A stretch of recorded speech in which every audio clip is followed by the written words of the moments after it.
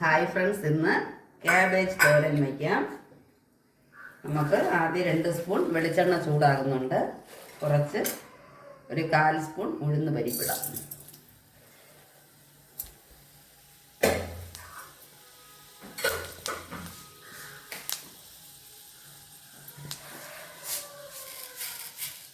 കാൽ സ്പൂൺ കടുക്,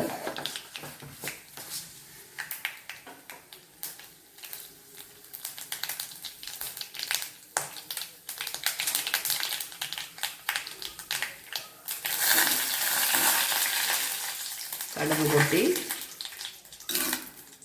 ഉഴുന്ന് നന്നായിട്ട് ചുവന്ന് വരുമ്പോൾ ഇത് കുറച്ച് ക്യാബേജും ഒരു സവാളയുടെ പാതി സവാളയും കൂടെ ചെറുതായിട്ട് അരിഞ്ഞു വെച്ചതാണ്. ഒരു കഷ്ണം ക്യാബേജ് അരിഞ്ഞിട്ട് കഴുകി വെച്ചിരുന്നു.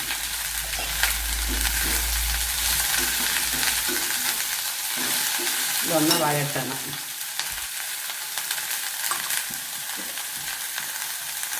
ഒരു 1/4 സ്പൂൺ പൊടി ഇടുകയാണ്.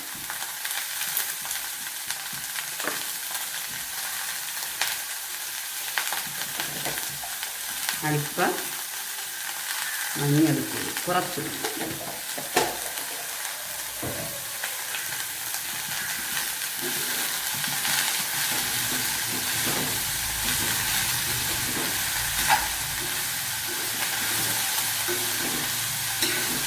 ഇതിൽ ഈ കഴുകുമ്പോൾ ഉള്ള ജലാംശം മതിയാവും, വേറെ വെള്ളം ഒഴിക്കണ്ട.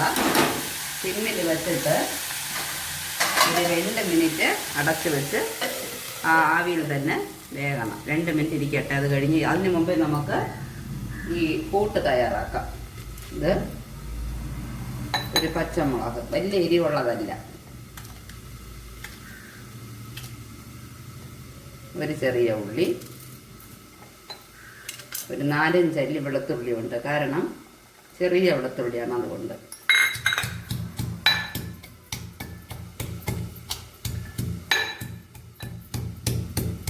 എന്നിട്ട് ഇതിൽ കുറച്ച് തേങ്ങ, ഒരു 1/2 കപ്പ് തേങ്ങ തന്നെ വരും. 1/2 കപ്പ് തികച്ച് വരില്ല. കുറച്ച് ഒരു നുള്ള് ജീരകം അതും കൂടെ ഇട്ട് നന്നായിട്ടൊന്ന് ഇടിച്ചെടുക്കാം.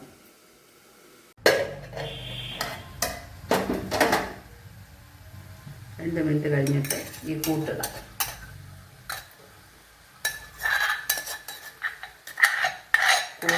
കൂട്ട് ഇളക്കണ്ട. ഒരു 1/4 കപ്പ് വെള്ളം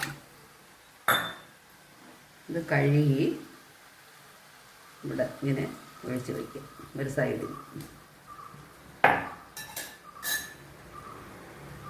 ഇത് 2 തണ്ട് കറി ലീവ്സ് അങ്ങനെ വയ്ക്കാം. കാരണം നമ്മളിപ്പോൾ പൊതിച്ചോറായാലും ടിഫിൻ ബോക്സിലായാലും നമുക്കിത് ഭയങ്കര ഇറിറ്റേഷനായിരിക്കും ഉച്ചയ്ക്ക്. അതുകൊണ്ട് ഇതിൻ്റെ ഗുണവും മണവും ഇറങ്ങിയ ശേഷം നമുക്കിതിന് നന്നായിട്ട് കുടഞ്ഞ് മാറ്റാം. 2 തണ്ട് കറി ലീവ്സ് വെച്ചിട്ട് അടച്ച് വെച്ച് സിമ്മിൽ വയ്ക്കുക. ഒരു 10 മിനിറ്റ് കഴിയുമ്പം നന്നായിട്ട് വെന്തിട്ട് തുറന്നിട്ട് ഇളക്കിയാൽ മതി. പിന്നീട് അടയ്ക്കണ്ട, തുറന്നിട്ട് വെള്ളം വലിയിച്ചെടുക്കുക. ഒരു 10 മിനിറ്റ് കഴിഞ്ഞപ്പോൾ വെന്തിട്ടുണ്ട്. നമുക്ക് ഈ കറി ലീവ്സ് എടുത്ത് മാറ്റാം. ഇത്തിരി അല്പം കൂട്ടി വെച്ചിട്ട് നന്നായിട്ട് മിക്സ് ചെയ്യുക.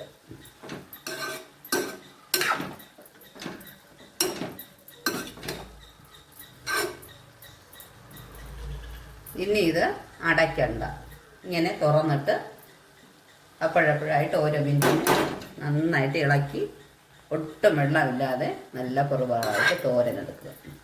ഇങ്ങനെ അടിപൊളിയായിട്ട് ക്യാബേജ് തോരൻ ടേസ്റ്റി ആയിട്ട് ഉണ്ടാക്കാം. എല്ലാ പേരും ട്രൈ ചെയ്ത് നോക്കണം. Please friends, share and subscribe. Thank you.